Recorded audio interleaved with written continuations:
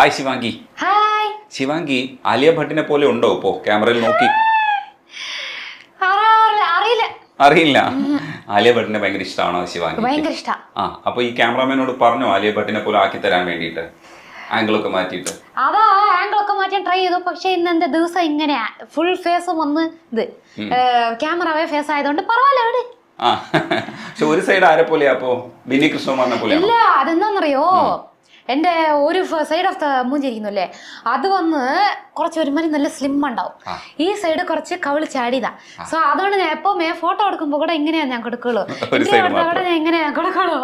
പക്ഷെ ഇപ്പോ ഇത് ആംഗിൾ ഇങ്ങനെ ആയതുകൊണ്ട് ശരി പറവല്ലോ. എവിടെ തൽക്കാലം ക്ഷമിച്ചു.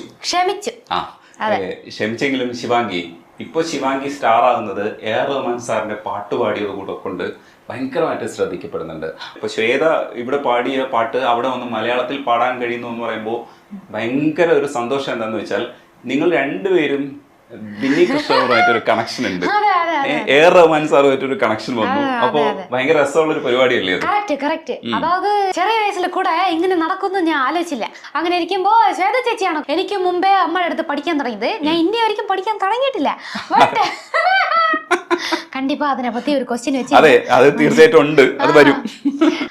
ശ്വേത ചേച്ചി പാടിയ പാട്ട് എനിക്കൊന്ന് ദിടീർന്ന് ഒരു ദിവസം കോൾ വന്നു. ഇവിടുന്ന് 10 മിനിറ്റേ ഉള്ളൂ റഹ്മാൻ സാറിന്റെ സ്റ്റുഡിയോ കോടമ്പാക്കത്തില്, പഞ്ചതൻ റെക്കോർഡിങ്. സോ അവിടെ പോയിട്ട് വാട്ടർ പാക്കറ്റ് സോങ് ഓൾറെഡി അതൊന്ന് ഹിറ്റായിരുന്നു. വാട്ടർ പാക്കറ്റ് സോങ്ങിന്റെ മലയാളം പാടാൻ വരുമെന്ന് ചോദിച്ചു. അപ്പൊ ഞാൻ വരാൻ പറഞ്ഞിട്ട് കഴിച്ചോണ്ടിരുന്നു. കഴിക്കുന്നെല്ലാം നിർത്തിയിട്ട് ഞാൻ ഓടിപ്പോയി. അതെ, അന്ന് അമ്മ അപ്പാവും ഊരിലില്ല, അവര് ഒന്ന് ട്രിവാൻഡ്രത്തിൽ ഒന്ന് കച്ചേരിയിൽ ഉണ്ടായിരുന്നു. അപ്പൊ എന്റെ ബ്രദർ അവിടെ വണ്ടിയെല്ലാം പോവില്ല, ഭയങ്കര സ്മോൾ റോഡ്. അപ്പൊ ഞങ്ങള് രണ്ടുപേരും സ്കൂട്ടിയിൽ പോയിട്ട് അവനെ ഡ്രോപ്പ് ചെയ്ത് തിരിച്ച് വീട്ടിൽ വന്നു. നമുക്ക് രണ്ടുപേരും പാടാം. നീ അടുത്ത് വരുന്നോലപ്പട്ടമായി ചുമ്മാ നടക്കും മധുര കട്ടിയാൽ പതിച്ചു വെച്ചോന അലിയാലുവ പോലെ പുഞ്ചിരിച്ചോന മനസ്സാൽ എനിക്ക് ഒരു പഞ്ഞി മിഠായ, ആഹാ പഞ്ഞി മിഠായ, അയ്യോ പഞ്ഞി മിഠായ, സോജാവാ മടിത്തടത്തിൽ രാവിലെ വെളിച്ചാഞ്ച് ചുമ്മാ ചാടാതെ കരിമിഴിയെ വാട്ടർ പാക്കറ്റ് കണ്ണ് ഈ കാട്ടുമുളക് പോലെ ഞാൻ എരിവറിഞ്ഞ നെഞ്ച് ഈ മനസ്സ് കൊളുത്തി എന്നെ നീ മീനെ പോലെ റാഞ്ചി. അടിപൊളി. ഇത് ധനുഷ് ശരിക്കും അമ്മയുടെ ശിഷ്യനാണെന്നുള്ളത് ഞാൻ ഇന്നലെയാണ് മനസ്സിലാക്കിയത്. Thank you. അത് അടിപൊളിയല്ലേ? അതെ. അപ്പൊ എത്ര കണക്ഷനാണ് വരുന്നത് ഈ ഒരു പടത്തില്? എല്ലാമേ അമ്മ റിലേറ്റഡ് ആയിട്ട് വരുന്നു. ഓമനെ കുഞ്ഞേ നിന്നെ, ആ പാട്ട് ഓർമ്മയുണ്ടോ ശരിക്കും പാടിയതിനെ കുറിച്ച്? ജയചന്ദ്രൻ സാറിന്റെ ആദ്യത്തെ പാട്ടാണ് ശിവാംഗിയുടെ. ഓർമ്മയുണ്ട്. എനിക്കെന്താ ഓർമ്മയുണ്ടെന്നാ, ഒരുമാതിരി ഞാൻ വീട്ടിലേതോ ചെയ്തോണ്ടിരുന്നു, എന്നെ ദിടീർന്ന് എവിടെയോ കടത്തി കൊണ്ടുപോയി ഒരു സ്റ്റുഡിയോയിൽ നിർത്തിയിട്ട് മൈക്ക് മുന്നാടി നിക്കാൻ വയ്ക്കുന്നു. പാടുന്ന് പറയുന്നു, പാടാൻ വരുന്നില്ല. എന്നിട്ട് എന്തായിരുന്നു, ഐ തിങ്ക് അങ്ങനെ റാൻഡമാ റെക്കോർഡ് ബട്ടൺ സ്റ്റാർട്ട് ചെയ്തിട്ട് നോക്കിയാ ആ ലൈന് പഞ്ചാര ഉമ്മ തരാൻ വാ അത് വന്ന് പുറകിൽ അപ്പാവും അമ്മാവും നിന്നിട്ട് പാടുന്ന് എനിക്കെന്താ ഞാൻ ഏതോ ചെയ്തോണ്ടിരുന്നു. ദിടീർന്ന് എന്നെ ഒന്ന് ഒരു സ്റ്റുഡിയോയിൽ നിൽക്ക വെച്ചിട്ട് പാടുന്ന അത്. എന്നിട്ട് അത് വേറെ അങ്ങനെ പാടിയിട്ട് കുറച്ചേരം നിന്നിട്ട് പാത്താ ദിടീർന്ന് ഇക്കിളി മുട്ടി അമ്മ.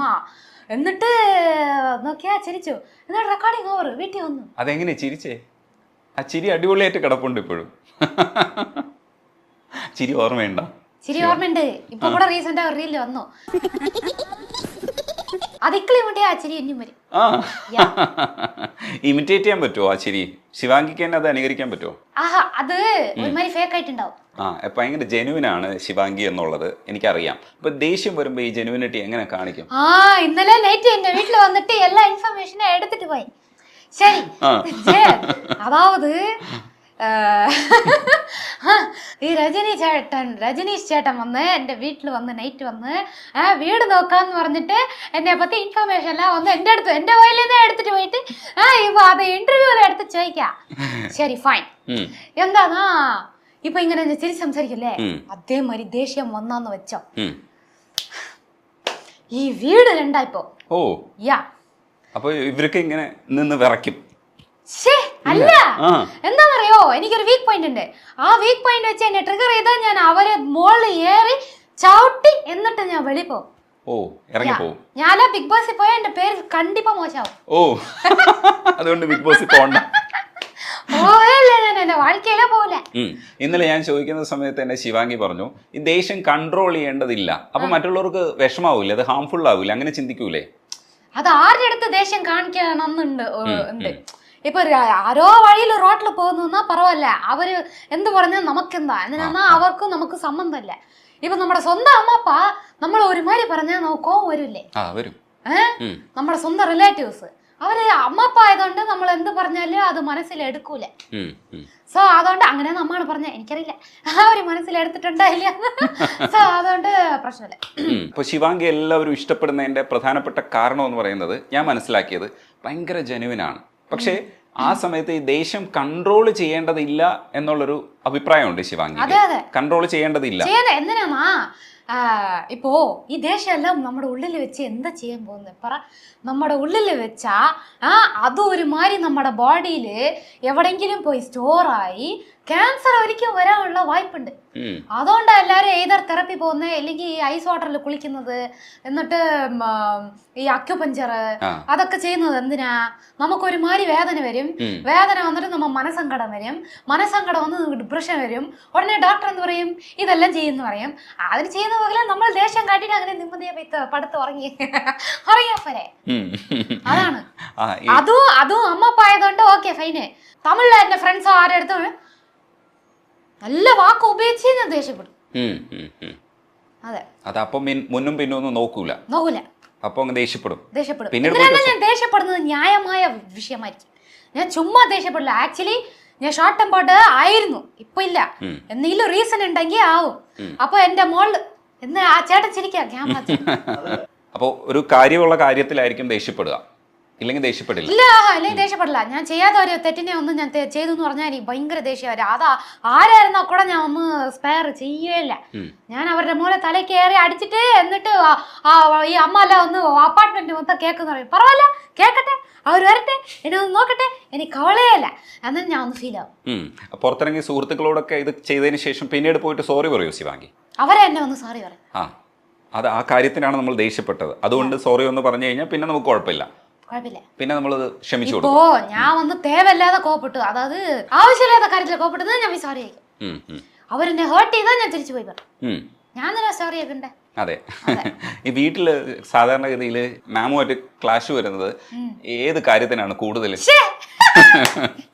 അത് ഞാൻ അമ്മ വന്നിട്ട് പറയാം. അതെ, അമ്മ വരട്ടെ, അത് നമുക്ക് പിന്നെ പറയാം. എനിക്ക് ആ പാട്ടില്ലേ ചിന്ന ചിന്ന വന്ന കുയിൽ, ഇളയരാജ സാറിന്റെ പാട്ട് എനിക്ക് ഭയങ്കര ഇഷ്ടമാണ് ശിവാംഗി പാടുന്ന കേൾക്കാൻ. അത് പാടിയാലോ?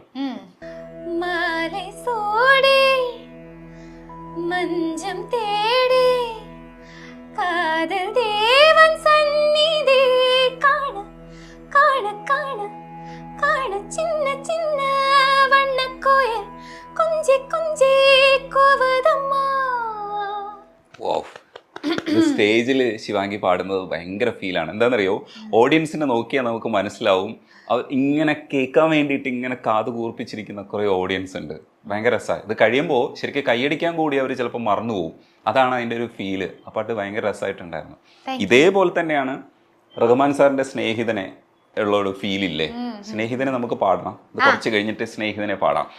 ഈ ആൾക്കാരോടൊക്കെ ക്രഷ് തോന്നുന്ന ഒരു സമയത്തും അമ്മയോടും ഒക്കെ ക്രഷ് വന്ന് പറയാറുണ്ട്. പശുവിന്റെ കേസിൽ തന്നെ ക്രഷ് ഇങ്ങനെ പുറത്ത് നിന്ന് പറയാം, നമ്മൾ സ്റ്റേജിലൊക്കെ നിന്ന് എന്നെ പറയാൻ കഴിയാന്ന് പറയുന്നത് അതൊരു കുറച്ചുകൂടെ ഗട്ട്സ് വേണ്ട ഒരു പരിപാടിയല്ലേ? അത് ഗട്ട്സ് അല്ല ആക്ച്വലി. ഇപ്പൊ ആലോചിക്കുമ്പോ അതൊരു മണ്ടത്തരായിരുന്നു. ശരിക്കും ഞാൻ വിചാരിച്ചില്ല അങ്ങനെ ഒരു ആൻസർ. അത് ആരെങ്കിലും സ്റ്റേജിൽ പോയി അങ്ങനെ പറയാ? അങ്ങനെ പറഞ്ഞൂടെ? അത് ഇപ്പൊ ആലോചിക്കുമ്പോ കുറച്ച് നമുക്ക് അടക്കി വായിച്ചിരിക്കാം. എന്താ പറയണ്ട, അടക്കൊതുക്കമായിരുന്നിരിക്കാം. കുറച്ചൊന്ന് ഒളിച്ചു വെക്കണമായിരുന്നു. എന്നിട്ട് അപ്പൊ ഒന്നും അറിയാത്ത ഒരു കുട്ടിയായിപ്പോയി. 20 വയസ്സ്, ഇപ്പൊ 24. നമുക്ക് വളരെ വളരെ അല്ലേ ഇത് വരുള്ളൂ. സോ മെച്ചൂരിറ്റി അതെനിക്ക് ഇപ്പഴാ വന്നേ. ഇപ്പൊ ഞാൻ അതെല്ലാം എടുത്ത് നോക്കുമ്പോ അങ്ങനെ ഫീൽ ആവുന്ന എനിക്ക്. ഞാൻ അങ്ങനെ ഒരു ആൻസർ ശരിക്കും ശിവാംഗി എന്ന് പ്രതീക്ഷിച്ചില്ല. കുറച്ചുകൂടെ അതിനൊന്ന് ഇത് ജസ്റ്റിഫൈ ചെയ്ത് സംസാരിക്കുമെന്നാണ്. ഇല്ല ആര് ഏത് പെണ്ണും അങ്ങനെ ചെയ്യാൻ പാടില്ല. അതിൽ ശരിക്കും അബദ്ധം പറ്റിയത് എന്താണ്? അത് എന്താ പറയണ്ട, നമുക്ക് ഭാവിയില് ഒരു ഫ്യൂച്ചർ ഒരു ഹസ്ബൻഡ് നിന്ന് വരുമ്പോ ഈ ക്ലിപ്പിങ്ങിലെ വന്ന് ഇനി ഒരു 20 വർഷത്തിന് ഈ ക്ലിപ്പിങ്ങിലെ ഉണ്ടാകും. അപ്പൊ ആ ഹസ്ബൻഡിന് വേദനിക്കില്ലേ? അല്ല, ഇത് ക്രഷ് അല്ലേ? ക്രഷിൽ വലിയ കാര്യമൊന്നും ഇല്ലല്ലോ. ക്രഷ് നമുക്ക് ഇപ്പൊ സെലിബ്രിറ്റി ക്രഷ് നമ്മൾ തോന്നൂലേ? അത് വേണ്ടായിരുന്നു, ആ കാര്യം വേണ്ടായിരുന്നു. പോട്ടെ, ഇനിയുള്ള സെലിബ്രിറ്റി ക്രഷ് അപ്പൊ നമ്മൾ മറച്ചു വെക്കോ? ഇപ്പൊ സെലിബ്രിറ്റി ക്രഷ് ഒന്നും ഇല്ല. അയ്യേ, ഞങ്ങൾക്കൊക്കെ ഉണ്ടല്ലോ, എനിക്കുണ്ടല്ലോ സെലിബ്രിറ്റി ക്രഷ്. അങ്ങനെ ഒരു സെലിബ്രിറ്റിയെ കണ്ടില്ല.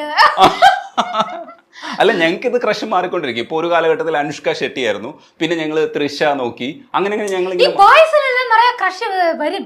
എന്തിനാ വർഷം പുതിയ പുതിയ ഹീറോയിൻ ഇൻട്രോഡ്യൂസ്. ഇപ്പൊ തമിഴ്നാട്ടില് ആരാന്നറിയോ ക്രഷ്? മമിത ബൈജു, പ്രേമലു ഹിറ്റ് ആയപ്പോ മമിതയ്ക്കായി ക്രഷ്. ഇവിടെ വന്ന് ഒരു ഓപ്പണിങ്ങിന് വന്നിരുന്നു മമിത ബൈജു. അയ്യോ, നടക്കാനേ പറ്റില്ല. കുക്കുവിത്ത് കോമലിയിൽ വന്നതിന് ശേഷം ഉണ്ടായ ഒരു പ്രൊഫൈൽ മാറ്റമുണ്ട്. ഇപ്പൊ ഇന്നലെ തന്നെ ഞാൻ വന്നപ്പോഴത്തേക്ക് ഒരു ഉദ്ഘാടനത്തിന് പോയിക്കൊണ്ടിരിക്കുകയായിരുന്നു. എന്നിട്ട് തിരിച്ച് ഐസ്ക്രീമും ചോക്ലേറ്റും ഒക്കെ വന്നു. എനിക്കൊരു ചോക്ലേറ്റ് കിട്ടിയതിന്റെ സന്തോഷമുണ്ട്. ഈ ഉദ്ഘാടനത്തിന് പോവുക എന്ന് പറയുന്നത് ഇപ്പൊ ഒരു സ്ഥിരം പരിപാടിയാണ് അല്ലേ? അത് ഇടയ്ക്കൊക്കെ ഉള്ളൂ. ഇടയ്ക്ക് പോകും. എന്താണ് അതിന്റെ ഒരു സന്തോഷം? എന്താണ് അവിടെ ചെല്ലുമ്പോഴത്തേക്ക്? അവിടെ ചെല്ലുമ്പോ എല്ലാവരുടെ കണ്ണില് ഹൈ അങ്ങനെ ഇത് കാണാൻ പറ്റും. അത് ഭയങ്കര ഇതാ. എന്നിട്ട് പുതിയൊരു കട ഓപ്പൺ ചെയ്യുമ്പോ ഒരു ഫീൽ ഇല്ലേ? നമ്മളൊരു അവർക്കൊരു ബിഗിനിങ്, നമ്മൾ അതിലൊരു പാർട്ടാണ്ട് അങ്ങനെ ആലോചിക്കുമ്പോ ഒരു സൂപ്പറല്ലേ. ഇന്നലെ ഞാൻ പോയത് വന്ന് ആക്ച്വലി ഒരു ഐസ്ക്രീം ഡെസേർട്ട് കടയുടെ ഉദ്ഘാടനം. എനിക്ക് ഐസ്ക്രീം ചോക്ലേറ്റ് സ്വീറ്റ് എന്ന ജീവനാ. ഞാൻ പല ദിവസം ആഗ്രഹിച്ചു എന്നെ ആരെങ്കിലും ഒരു ഐസ്ക്രീം ഷോപ്പിന്റെ ബ്രാൻഡ് അംബാസഡർ ആക്കോ, ഇല്ലെങ്കിൽ ഐസ്ക്രീം ഷോപ്പിന് എന്നെ വിളിക്കോ അങ്ങനെയെന്ന്. ഇതൊരിക്കലും ഞാൻ തുണിക്കട, സ്വർണ്ണക്കട എല്ലാം പോയിട്ടുണ്ട്. ലെഗിങ്സ് കട എല്ലാം പോയിട്ടുണ്ട്. ഒരു ഐസ്ക്രീം കടയ്ക്ക് നമ്മൾ പോയിട്ടില്ല. ഐസ്ക്രീം കട അതും നമ്മുടെ മലയാളികളുടെ ഐസ്ക്രീം കട. അതിവിടെ ചെന്നൈയില്ല, അണ്ണാനഗറിൽ. അപ്പൊ ഒന്ന് അത് ഓപ്പൺ ചെയ്യുമ്പോ നല്ല ഗംഭീരമായി നടക്കുമ്പോ അവര് ഭയങ്കര ഹാപ്പിയായി. ഇതാണ് എനിക്കിഷ്ടം. പക്ഷെ അവിടെ പോയിട്ട് എന്താ സംസാരിക്കുക ശിവാംഗി? അപ്പോ ഞാൻ കണ്ടിട്ടില്ല. എനിക്ക് കടയിൽ ഒന്ന് ഉദ്ഘാടനം ചെയ്തത് ഭയങ്കര ഹാപ്പി. ഈ അമ്മാനെ നിങ്ങൾ ഇപ്പോഴേ എനിക്ക് അവിടെ ആക്ഷൻ കാണിക്കുന്നു. ഞങ്ങൾ ഇരുത്തും, ആ സമയത്ത് വന്നാ മതി. വെയിറ്റ്. ഭയങ്കര ഹാപ്പിയാണ്. ഇന്നലെ ഐസ്ക്രീം കടയിൽ പോയപ്പോ ഭയങ്കര ദിവസമായിട്ട് എനിക്ക് ആഗ്രഹം ഉണ്ടായിരുന്നു ഈ കടയെ പറ്റി എനിക്ക് ഭയങ്കരമായിട്ട് അറിയാം. അതെന്ന് പറഞ്ഞ് ഞാൻ പറഞ്ഞപ്പോ ശരി അങ്ങനെയെന്ന് പറഞ്ഞിട്ട് എനിക്ക് ഗിഫ്റ്റ് ഒക്കെ തരും. തന്നിട്ട് എനിക്ക് 10 വിധமான ഐസ്ക്രീം ഇന്നലെ തന്നു. അതാണ് ഹാപ്പിനെസ്. ഈ ആൾക്കാരുടെ മുഖത്തൊക്കെ ഈ സന്തോഷം കാണുമ്പോൾ നമ്മളോടൊരു ആരാധന ഉണ്ടല്ലോ. ആ ആരാധന തോന്നുമ്പോൾ നമുക്കൊരു കുറച്ചുകൂടെ ഒരു പ്രൗഡ് കൂടുവോ? എന്താണ് ആ സമയത്ത് നമുക്ക് തോന്നുന്നു? ഫീൽ എന്താണ്? Proud കൂടുള്ളൂ, actually സന്തോഷമാ കൂടുള്ളൂ.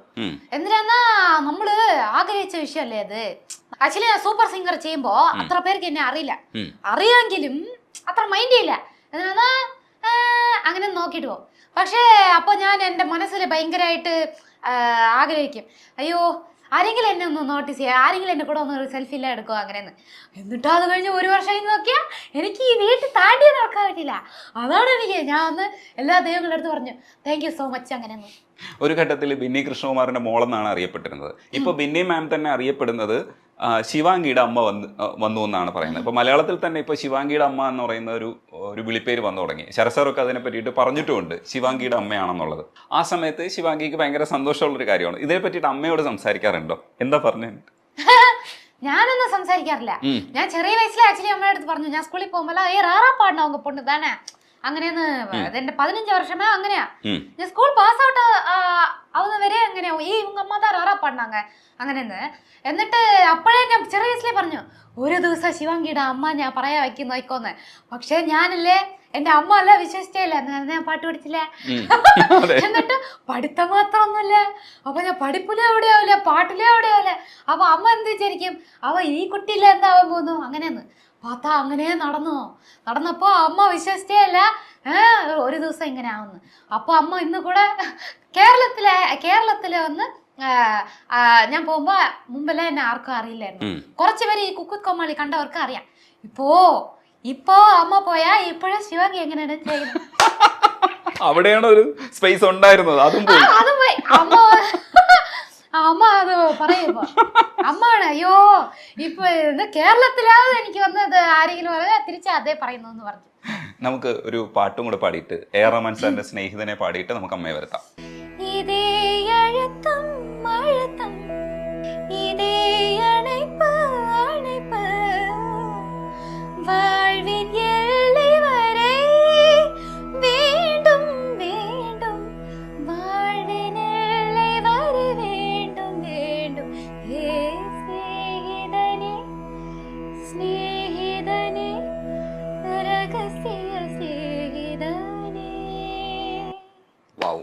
ശിവാംഗി പറഞ്ഞ ചില കാര്യങ്ങളുടെ നിജസ്ഥിതി അറിയാൻ വേണ്ടിയിട്ട് ഒരാളും കൂടെ ചേരേണ്ടതുണ്ട്. അതാണ് ശരിക്കുള്ള.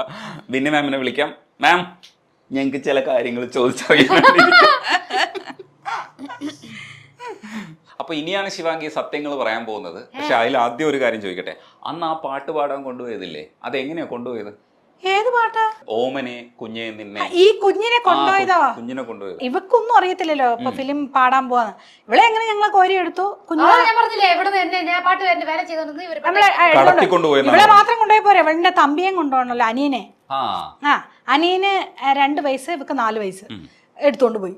എടുത്തോണ്ട് അവിടെ ചെന്നിട്ട് മക്കളെ ഇതിങ്ങനെ ആ പാട്ടുണ്ടല്ലോ, പഞ്ചാര പാടി പഞ്ചാര ഉമ്മ തരാം വാ വാ, സുജാത ചേച്ചി. അപ്പൊ ശിവാംഗിയാണ് അത് ഇങ്ങനെ പഞ്ചാര ഉമ്മ തരാം അങ്ങനെ പാടിയത്. പാടിക്കേ, അതേപോലെ പാടാൻ പറ്റുമോ? അതേപോലെ വരില്ല. അതൊക്കെ നമ്മളെ ഈ മോണാക്ടിന്റെ ഒക്കെ ആളാണ്. പഞ്ചാര ഉമ്മ തരാം വാ വാ. ഡബ്ബിങ്ങിന് സാധ്യത ഉണ്ടായിരുന്നു. അപ്പൊ ഈ ചിരി എന്ത് ചെയ്ത, അപ്പൊ ഞാൻ ഞാൻ 2 കൈ കൊണ്ട് ഇങ്ങനെ കിക്കിളി കൂട്ടിയപ്പോ അവള് കിക്കിളി കൂട്ടുമ്പോ നമുക്ക് സാധാരണ ചിരി വരില്ല, അങ്ങനെ ചിരിച്ചതാ പാർട്ടി. അല്ല, ഇപ്പോഴും കിക്കിളി കൂട്ടിയാ ചിരിക്കുമെന്ന് പറഞ്ഞു. ഇപ്പൊ ചിരിക്കില്ല.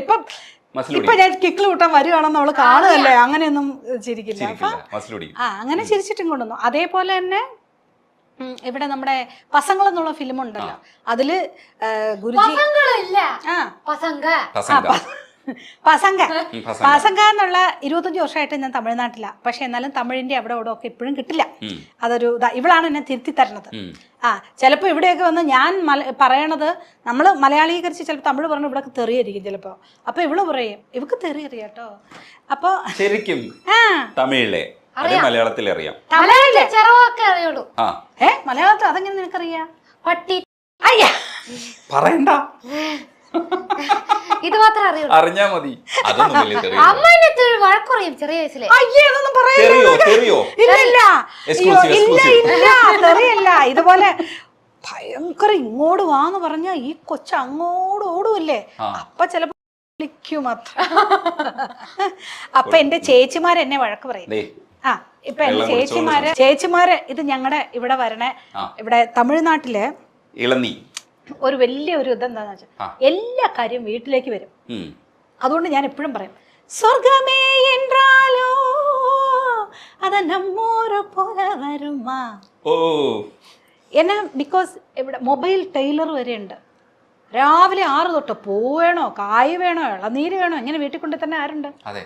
ചെന്നൈയിൽ സിനിമയ്ക്ക് വേണ്ടി വന്നവരാണെങ്കിൽ കൂടി അത്യാവശ്യം വരുമാനം ഉണ്ടാക്കുന്നവരാണ് ചെന്നൈയിൽ ജീവിക്കുന്നവരെന്ന് പറഞ്ഞിട്ടുണ്ട്. സിനിമ ചിലപ്പോൾ ഫെയിലൂർ ആയി. പൂ വിൽക്കുന്ന ആൾക്കാരുടെയൊക്കെ മക്കൾ ഇവിടെ എഞ്ചിനീയർമാരാണ് മക്കള്. ഇപ്പൊ ഞാൻ ഈ പൂ മേടിച്ച അവര് പൂ വിൽക്കുന്ന അമ്പലത്തിന്റെ എവിടെയാ കാറും, അവർക്ക് 2 മക്കൾക്കും കാറും 2 മക്കളും എഞ്ചിനീയറൊക്കെയാണ്.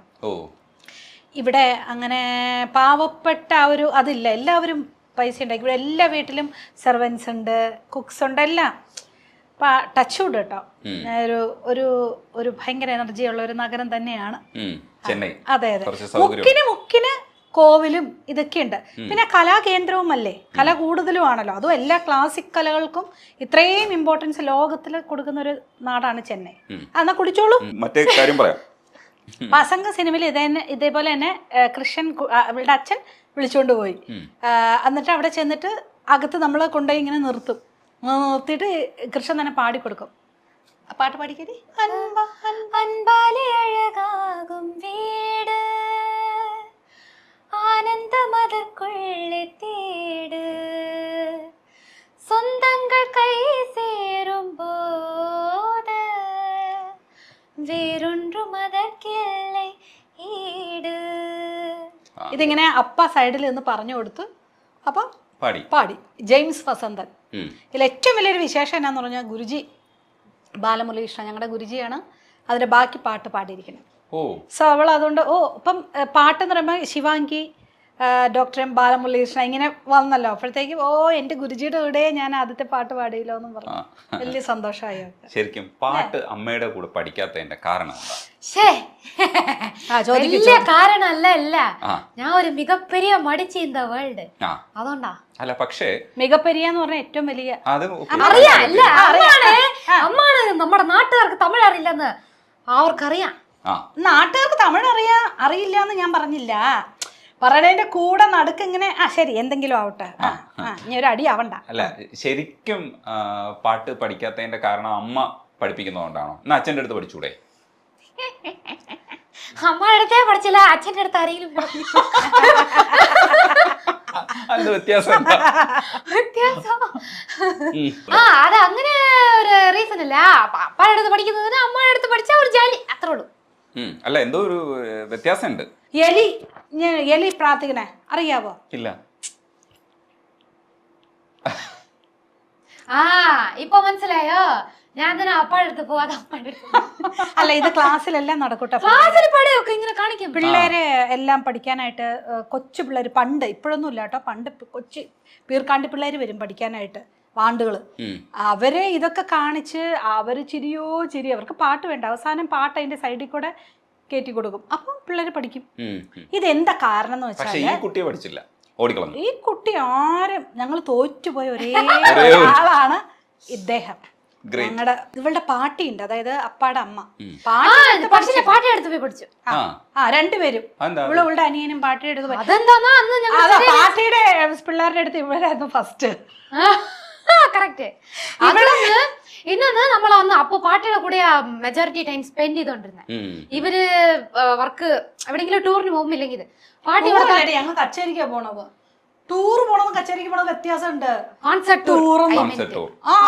പക്ഷെ അങ്ങനെ പറയണം. അപ്പൊ പാട്ടി തൊട്ടപ്പുറത്തെ വീട്ടിലെ താമസമുണ്ട്. പിള്ളേരെ ഇട്ടിട്ട് ഞങ്ങൾ ടൂർ പോയി എന്ന് പറയും. പറയല എന്ത് വേണോ പറഞ്ഞിട്ടാ. അപ്പൊ വന്ന് ഓപ്പോസിറ്റിലെ വീട്ടിലെ പാട്ടി താമസിച്ചേ. അപ്പൊ നമ്മൾ വന്ന് ഇവിടെ ഉറങ്ങാൻ മാത്രമേ വരുള്ളൂ. അപ്പൊ ഞങ്ങള് ഫുൾ ടൈം അവിടെ ഉണ്ടാവുള്ളൂ. സോ അവിടെ വന്ന് പാട്ടി വന്ന് രാവിലെ സ്റ്റാർട്ട് ചെയ്തിട്ട് ലളിതാ സഹസ്രനാമം എല്ലാമേ പഠിപ്പിച്ചു തരും. രാഗത്തില് ലളിതാ സഹസ്രനാമം കേട്ടോ ഫുള്ള് പഠിച്ചായിരുന്നു. ഇപ്പൊ ഒരു വരിയെങ്കിലും നിങ്ങൾക്ക് ഓർമ്മയുണ്ട്? ഇല്ല ഫുൾ പഠിച്ചില്ല.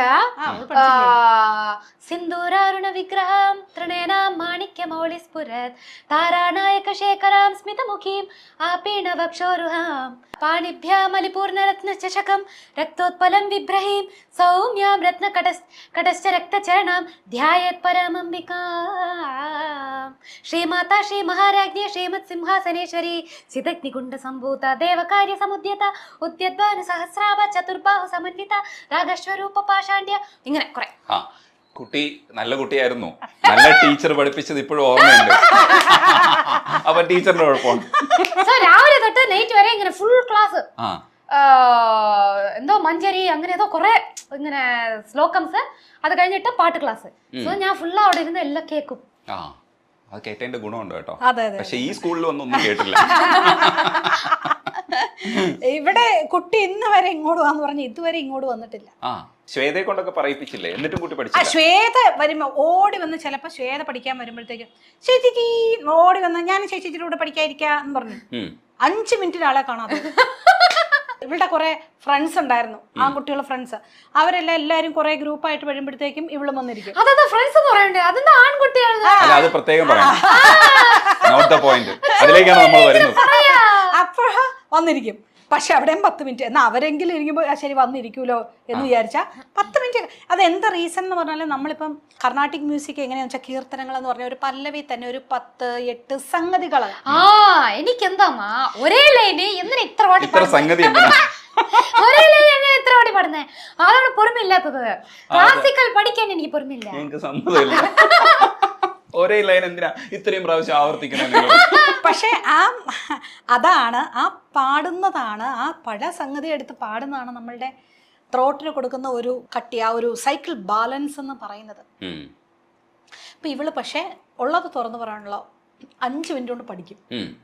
എളുപ്പം സംഗതികൾ ഇവള് ക്യാച്ച് ചെയ്യും. നല്ല ഗ്രാസ്പിംഗ് പവറാണ്. ഞാൻ പണ്ട് അങ്ങനെയായിരുന്നു. അപ്പൊ അതുകൊണ്ട് ബാക്കി എല്ലാരും പാടുന്ന നമുക്ക് ബോറടിക്കണമെന്ന്.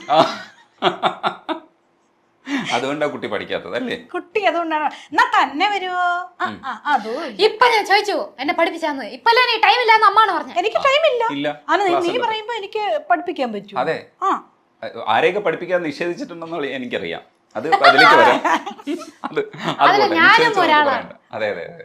ഈ ധനുഷ് പഠിക്കാൻ വന്നിട്ടുണ്ടായിരുന്നത് ഏത് അത് ഓൺലൈന് കുറച്ച് നാളെ പഠിച്ചുള്ളൂ കേട്ടോ. കൊറോണ ടൈമില് ശ്വേത ഇങ്ങനെ ചേച്ചി ഇങ്ങനെ ധനുഷ് ചോദിക്കുന്നു, ഇങ്ങനെ നമ്പർ കൊടുത്തോട്ടെ എന്ന് ചോദിച്ചപ്പോൾ നമ്പർ കൊടുത്തു. അപ്പോൾ എൻ്റെ അടുത്ത് ഹായ് മാഡം ഞാൻ ധനുഷ് എന്നും പറഞ്ഞു.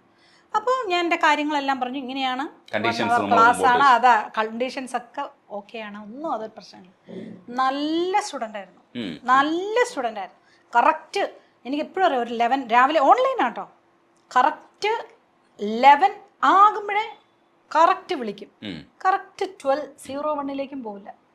ടൈം വാച്ച് രാവിലെ മറ്റേ വിഭൂതിയെല്ലാം ഇട്ട് രുദ്രാക്ഷമൊക്കെ ഇട്ട് ഇങ്ങനെ വന്നിരിക്കും.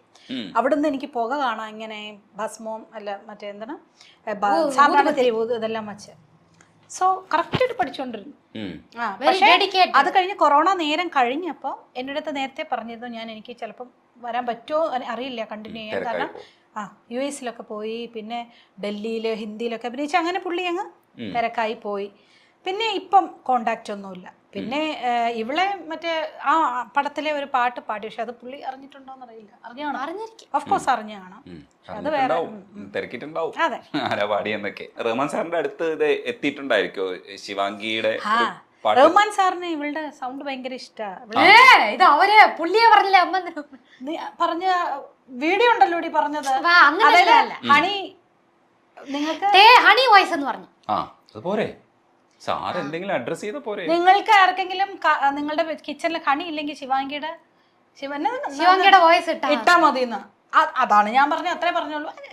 അത്രയൊക്കെ പറഞ്ഞില്ലേ, എന്താണ് സാറിന്റെ വായിക്കാത്തത് അത്രയൊക്കെ കേൾക്കാന്ന് പറയാം. സാറ് ഞങ്ങൾ ഇപ്പൊ ഞാനും വിനീത് ശ്രീനിവാസൻ നമ്മളുടെ ഇന്റർവ്യൂവിന്റെ ചെറിയൊരു ഭാഗം ഇട്ടപ്പോ ഉണ്ടല്ലോ, എനിക്കിങ്ങനെ ധരിച്ചു വന്നു. ഞാനത് കണ്ടപ്പോ ഉണ്ടല്ലോ ഭയങ്കര അങ്ങനെ ഒരു ഫീലൊക്കെ ഉണ്ടാവുക പറയാൻ നമുക്ക് ജീവിതത്തിൽ ചിലപ്പോൾ 1-2 വട്ടമൊക്കെയാണ് ഉണ്ടാവുക. അതേപോലെ തന്നെ നമ്മുടെ ഇവിടെ ശിവാംഗി പഠിക്കണം എന്നുള്ളത് നമുക്ക് ആഗ്രഹമുണ്ട്. പക്ഷെ അങ്ങനെ വിട്ട് കളയാൻ തീരുമാനിക്കുന്നത് എന്തുകൊണ്ടാണ്? ഇവളുടെ കുസൃതി അത്രയ്ക്കും മേലെയായിരുന്നു. അതെ അതെ, മറ്റു പിള്ളേരെ എല്ലാം എനിക്ക് നിലയ്ക്ക് നിർത്താൻ പറ്റും, എന്റെ പിള്ളേരെ നിലയ്ക്ക് നിർത്താൻ പറ്റില്ല. പക്ഷെ മറ്റേ ആൾ അങ്ങനെയല്ലല്ലോ, കുറച്ചുകൂടെ സൈലന്റ് അല്ലേ? അവൻ കുറച്ചുകൂടെ സൈലന്റ് ആണ്. പക്ഷെ അവനും പാട്ട്, അവനോട് ഞാൻ എടാ ഒരു ഇത് പഠിക്കുക, ഒരു വർണ്ണം പഠിക്കുക, വർണ്ണം ഒരു 10 വർണ്ണം ഞാൻ പാടി കേൾപ്പിച്ചു. ഞാൻ പറഞ്ഞു അപ്പൊ ഏതെങ്കിലും ഒരെണ്ണം അറിയാം, നോക്കുമ്പോ അവൻ അതെല്ലാം പാടുന്നു. അവനും അതെല്ലാം പാട്ടിനെടുത്ത് പഠിച്ചത് നല്ല.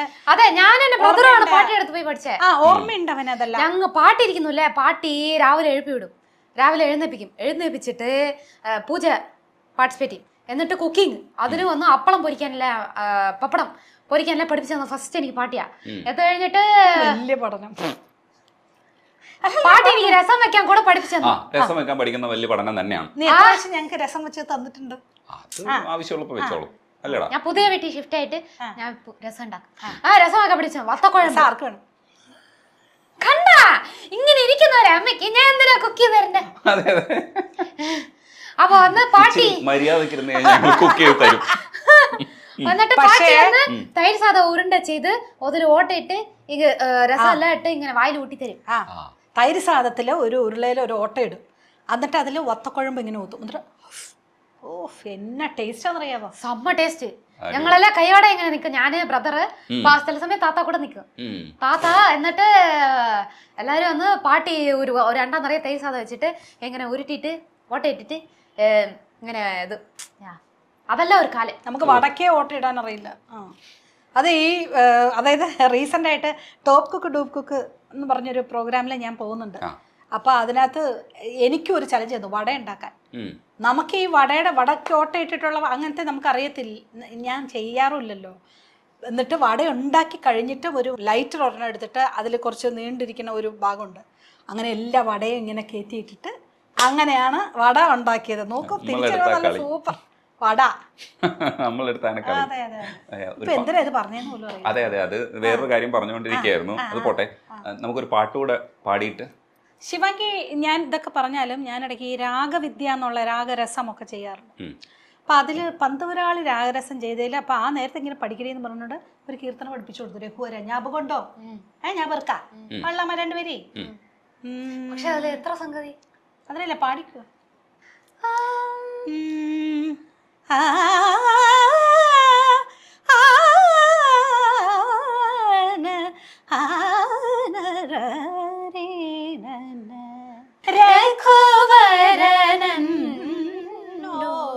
മരവത ഗുണ രാമ രഘുവര നന്നു മരവത ഗുണ രാമ രഘുവര നന്നു മരവത ഗുണ രാമ രഘുവര നന്നു മരവത ഗുണ രാമ രഘുവര നന്നു മരവത ഗുണ.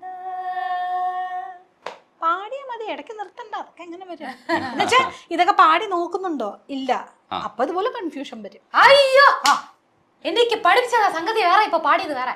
ആ അവിടെ മാറ്റി പാടിയിട്ട് മനോധർമ്മം അനുസരിച്ച് മാറ്റുകയാണ്. എന്നെ പഠിപ്പിച്ച വാക്കാണ് കേട്ടോ. എന്നെ കുറച്ച് മുമ്പ് ഇപ്പൊ തേർഡ് സംഗതി ആക്ച്വലി ഈ പാട്ടിന് 7-8 സംഗതി ഉണ്ട്. 7-8 സംഗതി ഉണ്ട്. അത് 3 പിരിച്ചത് നീ പറഞ്ഞില്ല. അതെ അതെ അതെ അതെ അത് കയറി പാടിയിട്ട് ചുമ്മാ ഫൗള് കളിച്ചിട്ട് നമ്മൾ പിന്നെ ഇതെന്ത് കളിച്ചാലും എനിക്കൊന്നും മനസ്സിലാവുന്നില്ല. മുന്താനത്ത് കൂടെ എടി രജനീഷ് വരുന്നുണ്ട് നമുക്ക്. ആ അത് പറയാം രജനീഷ് വരുന്നുണ്ട്. ശിവാംഗി രജനീഷ് വരുന്നുണ്ട്, നമുക്ക് രഘുവര പാടാന്ന് പറഞ്ഞു. അപ്പൊ ഞാൻ പറഞ്ഞു എത്ര സംഗതി ഉണ്ടോ അത് വോയിസ് നോട്ട് അയക്കാൻ പറഞ്ഞു. ഇനി ഒരിക്കലും അയച്ചില്ല.